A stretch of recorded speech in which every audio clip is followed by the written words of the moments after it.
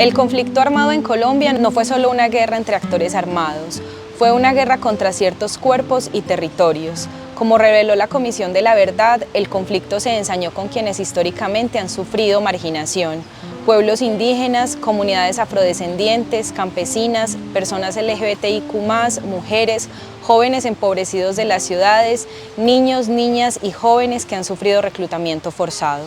Fue y es una violencia sistemática, selectiva, impulsada por prejuicios sociales que deshumanizaron a millones.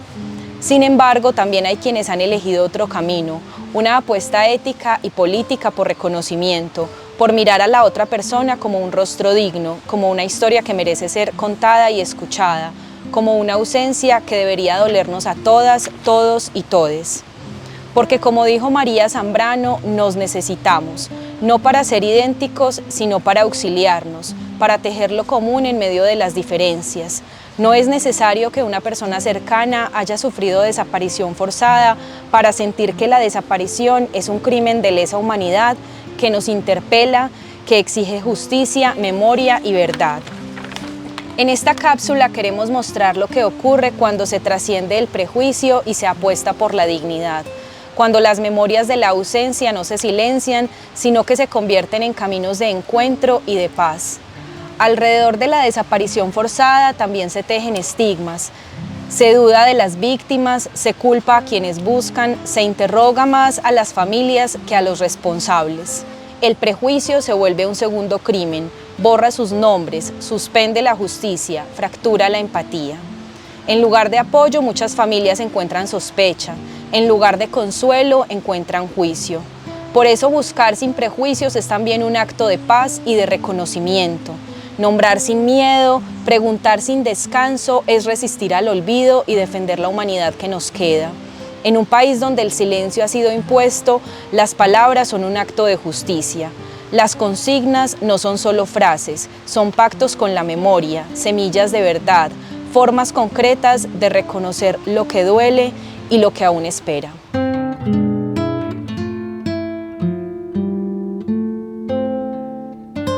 Buenos días, estamos hoy con el equipo humano de Memorias de la Ausencia. Esta será sobre todo una oportunidad entonces para que hablemos un poco sobre desaparición, pero con un énfasis particular, y es cómo ustedes se han sobrepuesto, qué han hecho ante esas prácticas de estigmatización, de prejuicio, que intentan trabar los procesos de búsqueda, que están ahí en medio de los procesos de búsqueda y de dignificación de las personas que están dadas por desaparecidas, y apostarle al reconocimiento pleno de las personas, de las víctimas, ¿sí?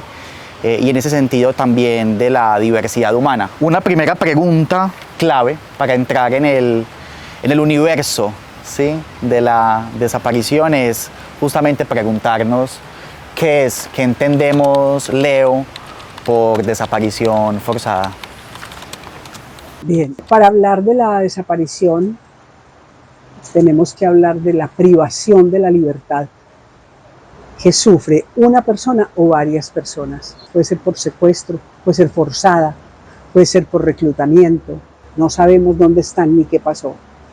Ese hecho es un hecho sistemático, es un hecho planeado, es un hecho que está, digamos, secundado por grupos armados, y el Estado es el responsable, porque es el Estado el que tiene que cuidar a sus ciudadanas, ciudadanos, y esa persona entonces está privada de sus derechos.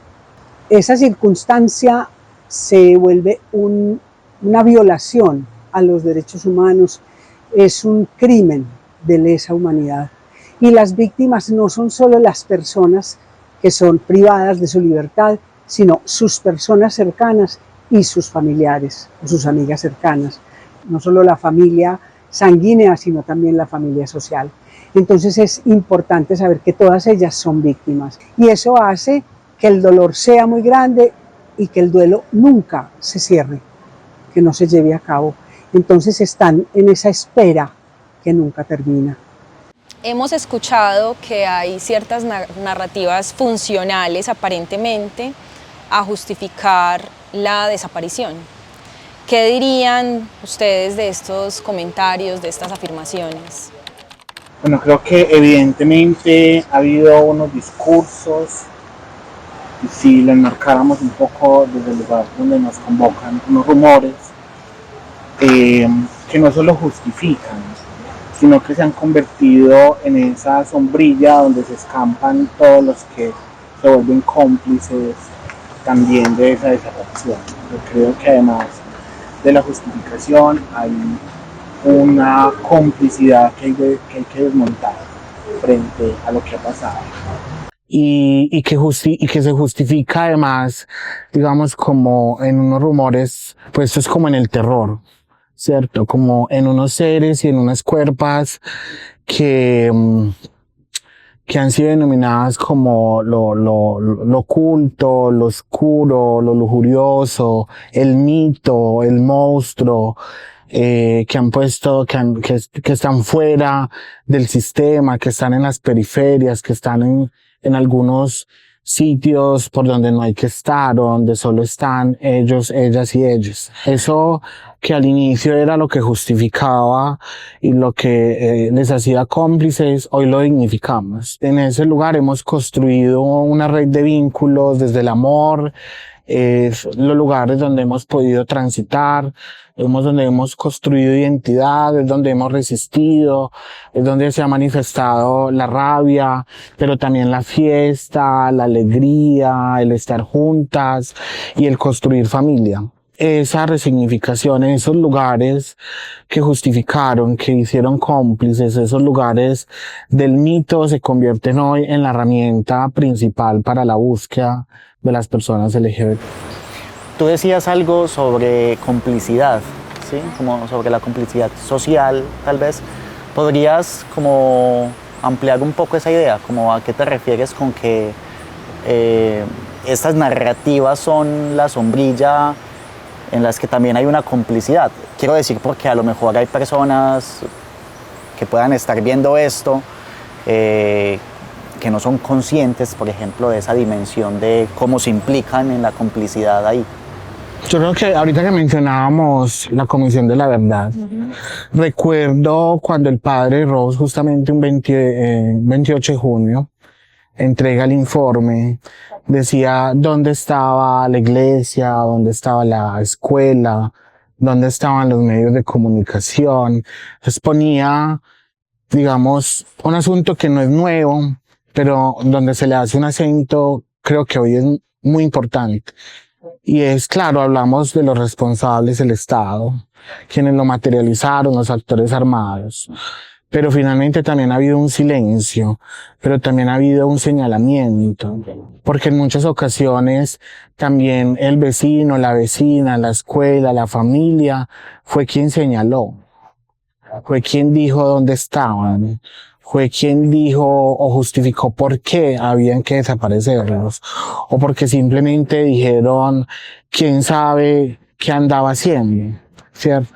O eso le pasa por marica. Y ese es un asunto que yo me atrevería a decir que muchas organizaciones nos hemos centrado en unos lugares, pero no ha sido ese un lugar central. Y que en una ciudad, por ejemplo, como Medellín, sobre todo las grandes urbes, eso tiene mucho más acento.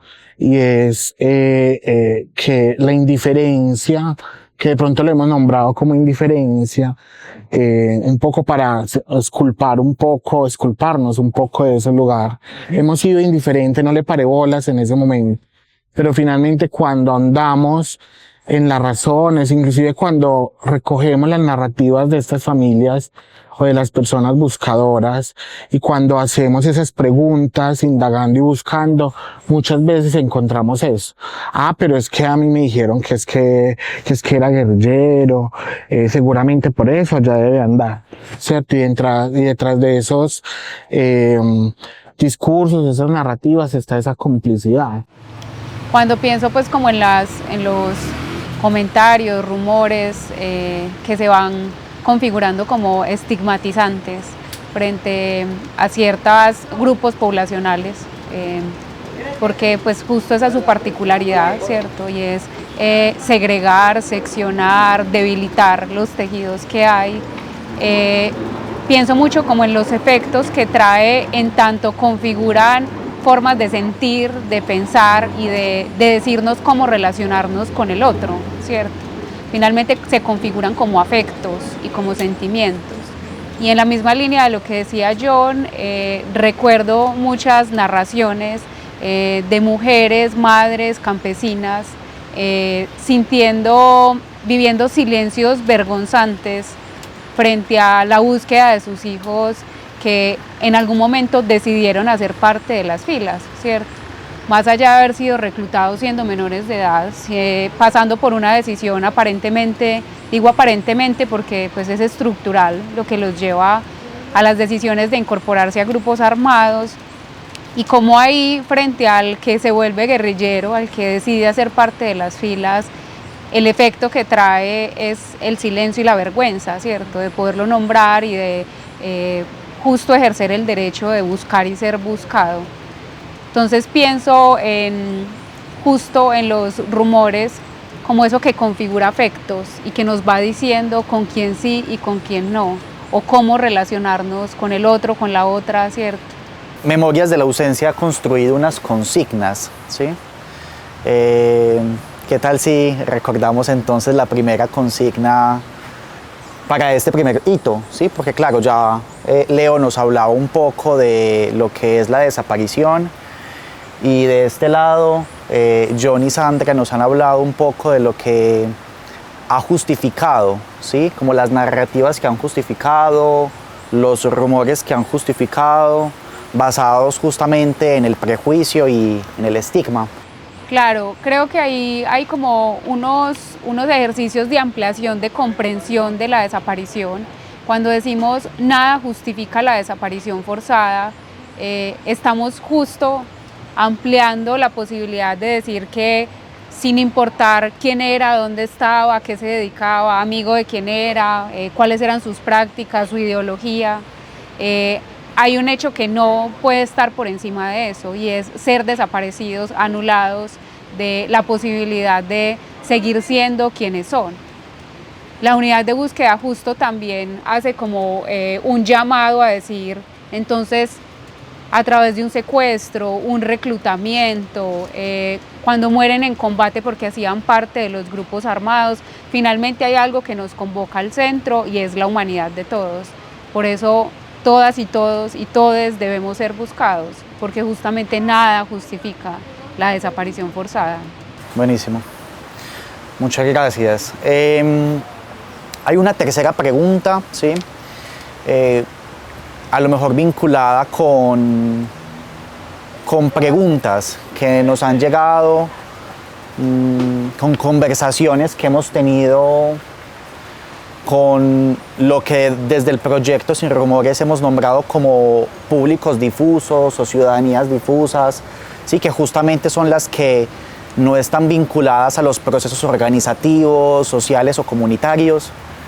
Y entonces una de las preguntas que tenemos es, pues, ¿por qué emprender el camino de la búsqueda, ¿sí? Bueno, para responder esta pregunta hay que tener algo claro, y es que la desaparición es un crimen que no prescribe. Es un derecho que todas, todos y todes tenemos, tanto de la persona buscadora a emprender esa búsqueda como de la persona desaparecida a ser encontrada y a saber la verdad de su paradero. En ese sentido, toda persona, comunidad o territorio que reciba esa ausencia o que extraña a un ser tiene ese derecho y ese merecimiento a emprender una búsqueda. Desde Memorias, y como Sandra ahorita lo contaba con las consignas, tenemos una consigna que representa un poco esta búsqueda y todo este camino, y es: nunca es tarde para emprender o continuar el camino de la búsqueda. En ese sentido, y como les mencionaba, al ser un derecho, cualquier persona puede en cualquier momento y por cualquier circunstancia ir a presentar una declaración por la búsqueda. Y esto debe ser un proceso que tenga todas las garantías, que sabemos que en ese proceso pasan muchas cosas, pero que como derecho tiene unas garantías y unas instituciones que asimismo la respaldan, y corporaciones y organizaciones sociales y de víctimas que también lo hacen. Bueno, pues comprendemos que el proceso de búsqueda es un desafío en una sociedad como la nuestra, donde continúan presentándose conflictividades muy fuertes, particularmente en algunos territorios. Entendemos entonces la necesidad de articulación, pero quisiéramos que ustedes nos contaran, Sandra y John, cómo viene siendo este proceso de articulación entre la Corporación Región, Caribe Afirmativo y Casa Diversa. Digamos que desde el proyecto Memorias de la Ausencia empezamos a tener preguntas por que no veíamos, ¿cierto? Esa era como la sospecha que teníamos, que no sabemos, que no vemos. Este proyecto ha estado muy concentrado en el trabajo en la ruralidad, con mujeres campesinas. Y un poco, pues, en el camino de la sospecha es como que seguramente hay cosas que no sabemos, no vemos, no estamos entendiendo, y en la medida en que no lo tengamos en el radar, pues esto va a seguir pasando desapercibido, ¿cierto? Es el reconocimiento, articularnos es el reconocimiento de la búsqueda de solidario, no es solitario, ¿cierto? Y es entre todas y todos construimos la manera de buscar a todas las personas que nos faltan. Cada uno desde el lugar que ha habitado, con la experticia que ha construido, pero que al final necesitamos que eso no lo compartamos, ¿cierto? Que nos atraviese a todas para poder tener una mirada más amplia y pues finalmente no caer en la invisibilización que hay. Desde el inicio reconocimos, cuando nos empezamos a preguntar, tampoco sabíamos nada. La pregunta surge justamente por eso, porque todo el mundo nos preguntaba por ser maricas, por ser activistas, por ser víctimas, pues debíamos de saber quiénes habían desaparecido. Y no teníamos la menor idea. Apenas hablábamos de desplazamiento, hablábamos de otros hechos, apenas, que eran los que habíamos vivido, los que estábamos presentes, los sobrevivientes. Entonces nos empezamos a preguntar por esos ausentes. Pero en ese caminar no hubiéramos podido avanzar si quienes ya iban adelante, las organizaciones buscadoras, las madres buscadoras, no nos hubieran abierto las puertas, ¿cierto? Entonces aprendimos mucho de las otras. Entonces cada vez que tenemos la oportunidad de conversar, aprendemos un montón. Es muchísimo en metodologías, o sea, como en un montón de cosas, pero además en repasar las preguntas que ya otros se han hecho, desde otros sentidos de cómo buscar, desde lo simbólico, desde lo emotivo, desde la resignificación de otras cosas. Yo creo que eso nos junta y hace muy valioso el espacio, ¿cierto? Que es diferente a sentarnos con las institucionalidades, ¿cierto? Y cuando nos sentamos, creo que nos conectamos desde la emoción, desde la apuesta política también de este asunto. Hay una apuesta política también aquí en este asunto, entonces creo que ha sido muy significativo. Digamos que en lo que ha circulado tanto ya a nivel de país, digamos internacionalmente, en temas de la articulación, y es que las cuchas tienen razón, pero además porque tienen corazón y porque están trabajando el tema de la memoria. Esta propuesta de salir de los rumores y de los estigmas, lo que nos conecta es con la empatía, ¿sí? Y ampliar la mirada, y en ese sentido la dignidad de las personas desaparecidas. No sabemos si están vivas, las buscamos vivas. Lo que sí sabemos es que vamos a encontrar la posibilidad de acercarnos a las verdades que están en juego allí, en los distintos contextos, y también a un tema de justicia. Eso haría la diferencia y eso justifica la búsqueda. Hay una próxima pregunta y es por los retos que tiene el proceso de la búsqueda en este momento. Sí, en este momento ustedes, compañeras, compañeros, que están dedicadas y dedicados todo el tiempo a este ejercicio, ¿cuáles son los retos, sí, que hay? Creo que la búsqueda humanitaria para nosotros nos pone un reto gigante frente a la justicia transicional, frente a la justicia para las maricas en este país.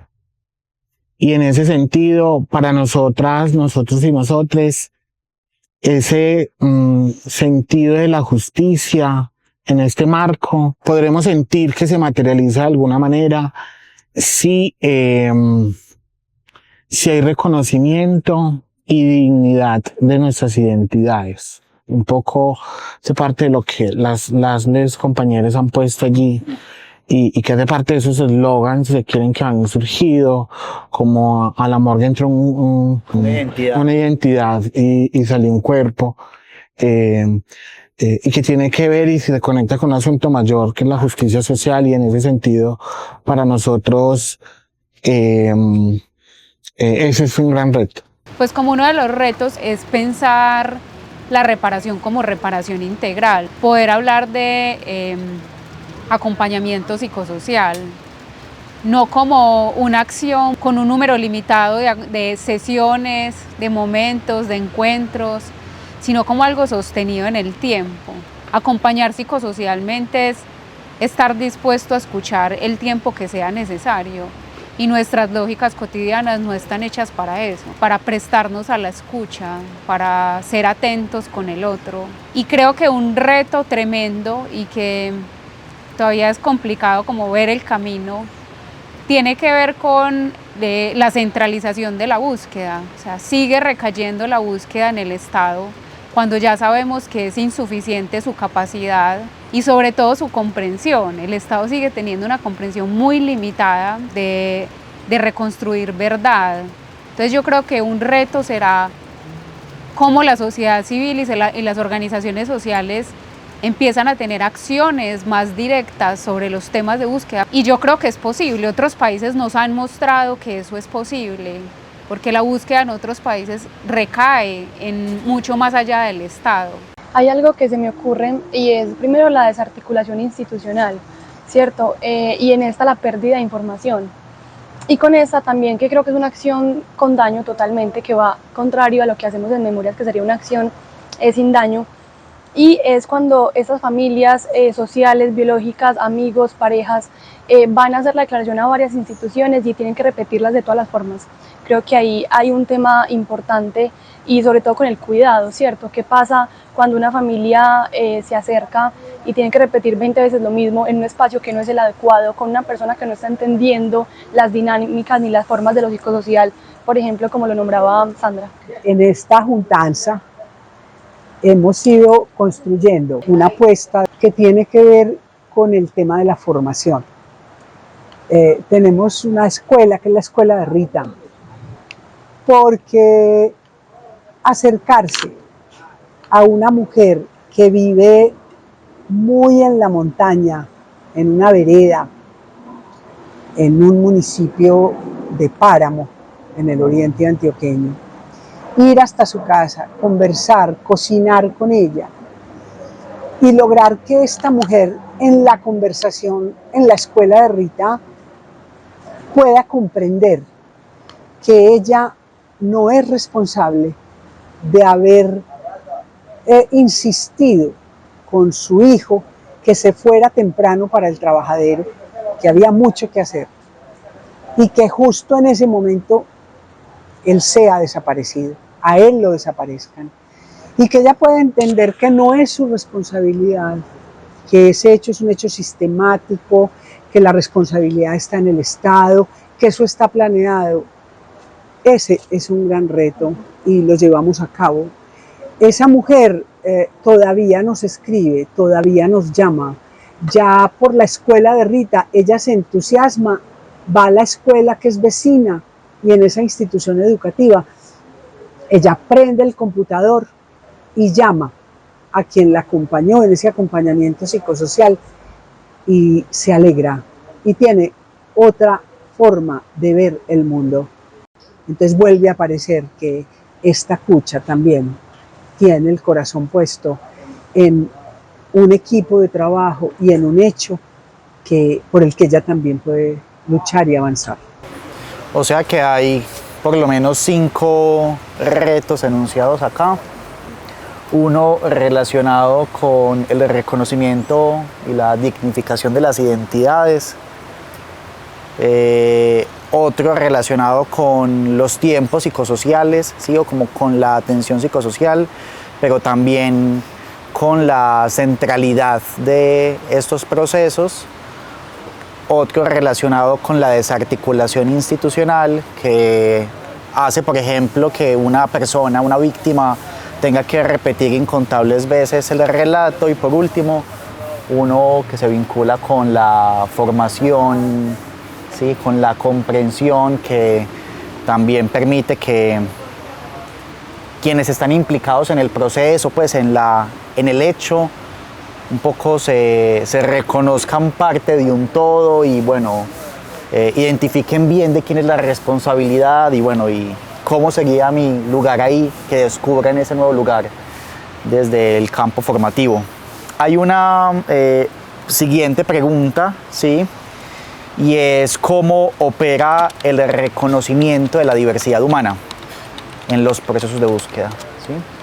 ¿Cómo operaría ese reconocimiento de personas LGBTIQ+, que en algún punto también se superponen a las prácticas de prejuicio, de estigmatización que, como decíamos, dificultan, obstaculizan los procesos de búsqueda?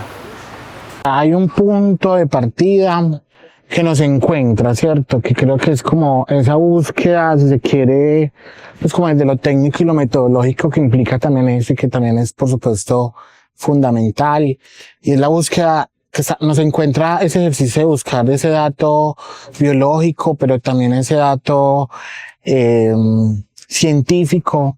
Empezamos como a entender que algo falta y es tal vez ese dato social que en el caso de las personas LGBT es fundamental para llegar al dato biológico o a ese dato científico. Nos empezamos a hacer esas otras preguntas. Y al hacernos esas otras preguntas es donde encontramos ese asunto de la diversidad humana. Desde cómo las maricas han entablado esa red de vínculos que es subterrada, que es inaudible a algunos oídos o instituciones, pero que finalmente creemos que no somos los únicos que construimos ese tipo de familias. Sin pensar la diversidad, no es posible cumplir las promesas que hay alrededor de la búsqueda.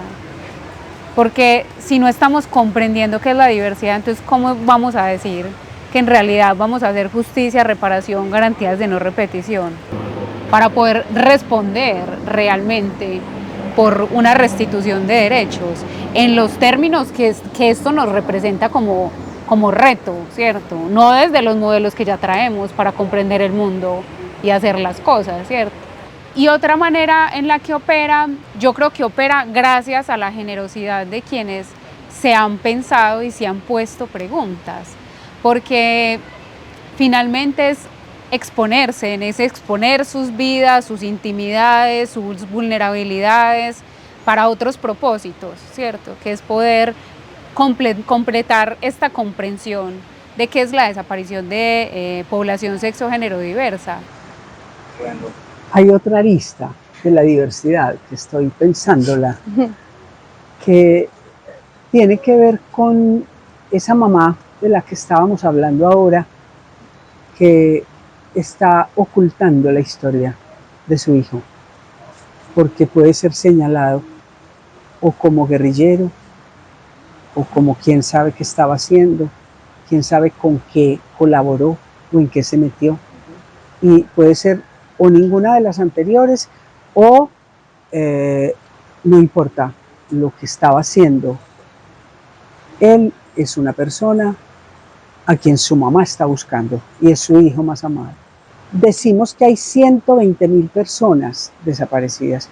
¿Y cómo le vamos a poner a esa cifra? Rostros. No son 120.000 en términos de cifra, números, sino son rostros. Y cada rostro podrá ser señalado o estigmatizado por una u otra razón. Y hay que sacarlos de ahí y ponernos en el lugar de que es una historia única, particular, individual, que tiene toda la dignidad. Y que esa dignidad hay que ponerla en el centro. Pensaba también que hay un asunto que a veces nos juega en contra, porque la diversidad también ha estado puesta, sí, como en eso que es de muchos colores, pues como en un asunto muy alegórico, pero también bajo unos estigmas y unos rumores. O sea, eso se convierte en una limitante para la búsqueda, porque finalmente todo mundo primero lo pone en un lugar, ese lugar generalmente. Pensamos que entonces hay que sacarlo y volver esa persona desaparecida bueno, para que lo podamos buscar, para que la gente pueda hablar, para que pueda ser digno de ser buscado. No, es un ejercicio de reconocer, o sea, lo que tiene que hacer el otro es reconocer que hace parte de esa diversidad, sí, que no es un asunto de buenos y malos, que es un asunto de todos, todas y todes, y eso es un reto muy grande. Implicarse también, ¿cierto? O sea, es como el diverso no es el otro, pues, ¿cierto? La diversidad es porque también soy yo. Pues, y porque eres tú, así tengamos el mismo color de piel o ese tipo de cosas, ¿sí? Somos naturalmente distintos. Vea, lo que pasa es que hay una distancia muy grande que el Estado colombiano la mostró. Solo hasta el año 2000 la desaparición fue reconocida como delito. Antes no. Entonces, ese reconocimiento tardío en el año 2000 es problemático y nos muestra la poca conciencia y responsabilidad de los entes estatales y gubernamentales en su lugar y en su periodo histórico a cada cual, de que ese tema de una semejante violación estuviera dejada de lado. Y la segunda es el mecanismo de búsqueda urgente. El mecanismo de búsqueda urgente también está amparado por un decreto que dice hay que hacer la búsqueda de manera inmediata, no hay que esperar. Porque antes se decía espere 72 horas, pero mientras pasan 72 horas el rastro se pierde. Las posibilidades de hallar esa persona con vida son muy complejas. Entonces, todavía hoy, al día de hoy, en muchas partes de este país, las personas que están en su cargo como funcionarios o funcionarias lo que dicen es, hay que esperar. Esperemos, quién sabe, esperemos, que quién sabe qué estaba haciendo, dónde estaba, a dónde se fue. Entonces se relativiza y cuando alguien busca un ser querido es porque las condiciones en las que no está no son cotidianas ni son las que acostumbraba a pasar. Temas como la desaparición y la búsqueda necesitan un asunto territorial que pasa por la pedagogía. Y para sentir la ausencia, un poco lo que hemos hecho y que le hemos compartido, por ejemplo, en Hasta Encontrar todos los colores del arco iris, fue territorializar eso, es decir, ubicarlo, ¿cierto? Le ponemos un territorio, le ponemos unas personas y le preguntamos quién hace falta, quién es el ausente, o quiénes estuvieron allí, quiénes construyeron, es decir, como esta persona también es del barrio, esa persona también es de la escuela, o esa persona también es del parche. O sea, esa marica que pasaba todos los días y no la volvía a ver, sí era del barrio, sí, marica era del barrio. O sea, no, puede que no sabía el nombre, pero sí, claro, o sea, la tengo en mi memoria, sí hace parte de mí de alguna manera, pues. Pues desde, primero que todo, pues como desde el proyecto, ¿sí? Sin Rumores, de la Corporación Región, agradecemos mucho esta conversación y la hemos acompañado en distintos momentos, ¿sí? Sobre todo por lo que decíamos ahorita, bueno, les decía por fuera de la cámara, y era que este junte entre Memorias, entre Caribe, entre Casa Diversa, es una apuesta por el reconocimiento, justo porque el reconocimiento es sobre todo una oportunidad de transformación, ¿sí?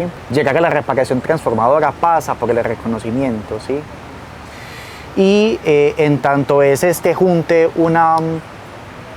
digamos un escenario en donde se practica el reconocimiento social, el reconocimiento del otro, de la diversidad humana, de que somos naturalmente diversos, diversas, ¿sí? Quisiera plantear una última pregunta para que la respondamos pues como abiertamente, y es, ¿ustedes cómo creen que desde esos sus proyectos, sus oficios, ¿sí? le están apostando a la no estigmatización, ¿sí? ¿Cómo están desprejuiciando ustedes a otros y otras que se han servido justamente de prejuicios, de estigmas y de estereotipos para truncar estos procesos. Creo que una de las cosas así concretas como hacia la no estigmatización tiene que ver con, primero, traer las ausencias, volverlas a traer y reconocer que no están y que yo tengo algo que ver con esa persona que no está, ¿cierto? Que no es solamente esa otra persona, hijo de alguien que yo conocía y que quizás está muy distante, sino que cuando empezamos a reconstruir las ausencias, empiezan a aparecer los recuerdos y yo estudié, claro, estamos en municipios pequeños, ¿cierto? Entonces las historias se conectan. Claro, yo estudié con esa persona cuando estábamos chiquiticos, era el amigo de mi hermano, era el primo de... Y ahí hay un primer reconocimiento de, esto no es tan distante, pues esto también tiene que ver conmigo. Finalmente todos estamos conectados de alguna manera. Entonces creo que una como de las apuestas es eso, como traer las ausencias y reconocer que tienen que ver con nosotras y con nosotros, ¿cierto? Y la otra, que la uno a la consigna de los desaparecidos nos faltan a todas, todos y todes, es poder hablar de lo que incomoda, de lo silenciado, ¿cierto? Ahí en ese lugar ya construido de confianzas, poder empezar a nombrar lo que parece que no debería nombrarse ahí. O sea, qué se siente en el cuerpo cuando uno escucha a la otra y al otro que está diciendo todo es, como así que todo es, ¿cierto? Porque cuando le ponemos eso al otro rostro de eso es igual o parecido o similar a cuando tú dices es que mi hijo hacía parte de un grupo armado, entonces la brecha se acorta, dicen, ya entiendo de qué estamos hablando. Sí, entonces sí, necesitamos hablar de todo eso, ¿cierto?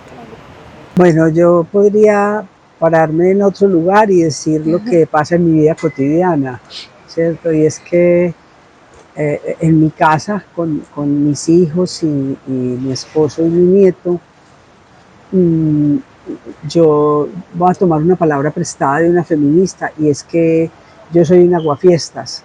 Y recuerdo un ejemplo muy bonito de esta mujer que se llama Sara Ahmed, que habla de las aguafiestas, y ella dice que se llega a la hora de la verdad donde estás en la mesa, como en esta que estamos, en la mesa del comedor, en la mesa de trabajo, y ella dice que hay unas situaciones muy complicadas porque alguien empieza a hablar y una feminista blanquea los ojos.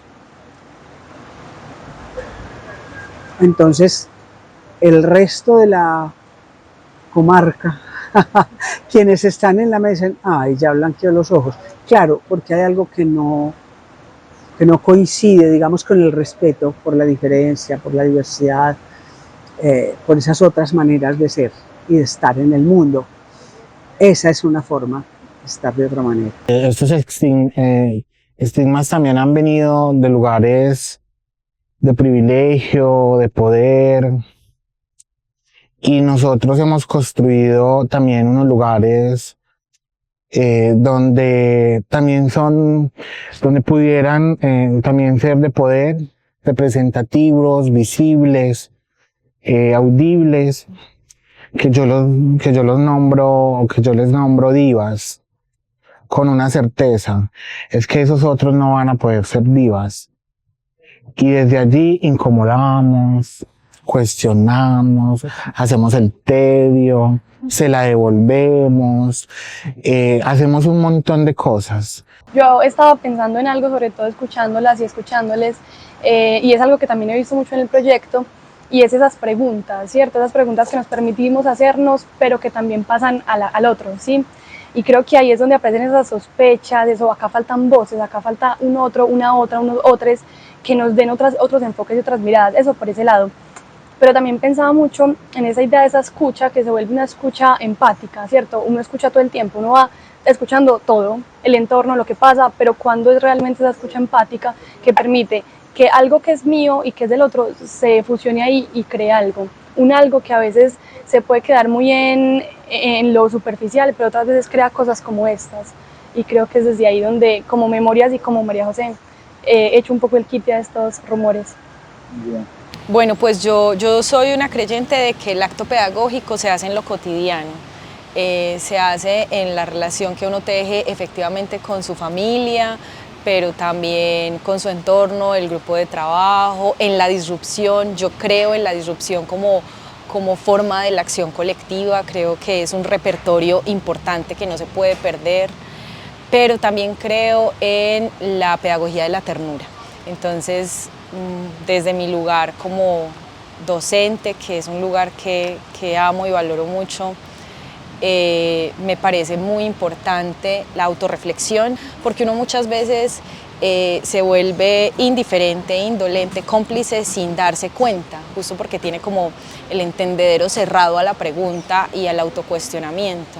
Pero también en el proceso de cómo comunicar lo que quiero comunicar, cómo lograr que este tema, que es un tema tan complejo, por ejemplo, llegue a ser de interés de otras personas, cómo lograr que otras personas, al igual que yo, se impliquen, aunque no tengan entre sus familiares y allegados personas desaparecidas, por ejemplo.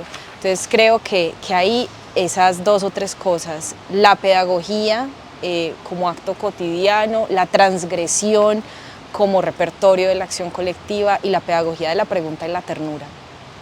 A mí solo se me ocurre en este punto decir que la forma en la que la vivo, digamos en lo personal, y que sin duda esto se ha puesto también en el proyecto, en Cine Rumores, ha sido entrelazar mundos, ¿sí? Como entrelazar cosas, de las que no sé muy bien qué puede pasar, ¿sí?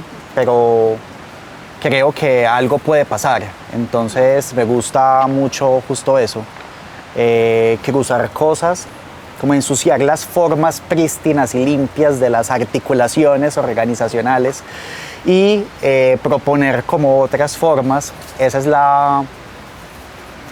una de las formas pues en las que estamos, y me gusta a mí como practicar la no estigmatización, el reconocimiento, ¿sí? El hecho además de que nos acompañe el equipo de señales de humo, ¿sí? Que también es una forma de que algo de lo que hablamos acá, ellos después van a estar en todo el proceso de edición, ¿sí? Encontrando la línea que conecta. Eso me parece muy potente. En algún punto pienso que lo practico de esa forma. Nada justifica la desaparición forzada. Nunca es tarde para emprender o continuar el camino de la búsqueda. La búsqueda es solidaria, no solitaria. La memoria es una aliada en el camino de la búsqueda. Haremos lo justo hasta encontrarnos. Los desaparecidos nos faltan a todos, todas y todes.